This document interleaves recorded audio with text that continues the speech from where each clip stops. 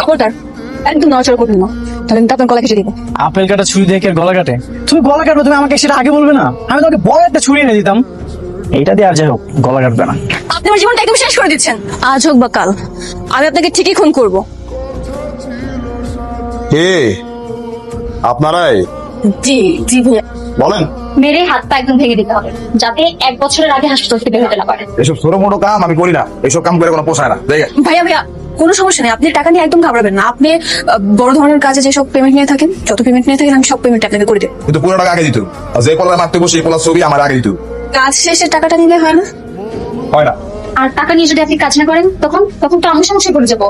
এর লেগে না মায়া মানুষের লোকে কারবারি করতে হয় না। মায়া মানুষ মানে হচ্ছে প্যাসেজ যা। 50% আগে দেবো, আর বাকি 50% কাজ শেষে দেবো। রাজি? ঠিক আছে, ছবিটা পাঠান আমার। আপনার খালি ভাঙতে না কামাই দেবো। নড়ে তুমি এনে টুডো কি স্যার? কথা একটু তোমার বলেন চিপায়। কি কথা? আরে আহ না আমি আসছি সব। চলো এদিকে এদিকে আও। কি করবে কও?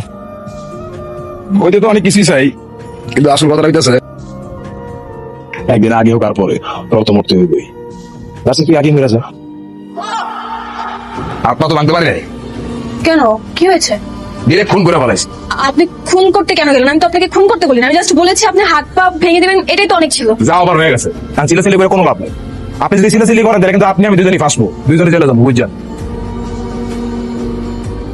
তুমি আমাকে মেরে ফেললো মিষ্টি? নিজের স্বামীকে খুন করিয়েছো মিষ্টি? আমি যে ভুল করেছি, এই ভুলের কোনো ক্ষমা হতে পারে না। আমি তোমার কাছে আসছি রনি। আমার কাছে যেতে হলে তোমাকে ডান দিকে তাকাতে হবে। কে কে আপনি? আমি রনি। কেন আমাকে চিনতে পারছো না? এটা কি করে সম্ভব? তুমি যাকে আমাকে খুন করার জন্য সেট করেছিলে ও এখানেই আছে, বুঝছো?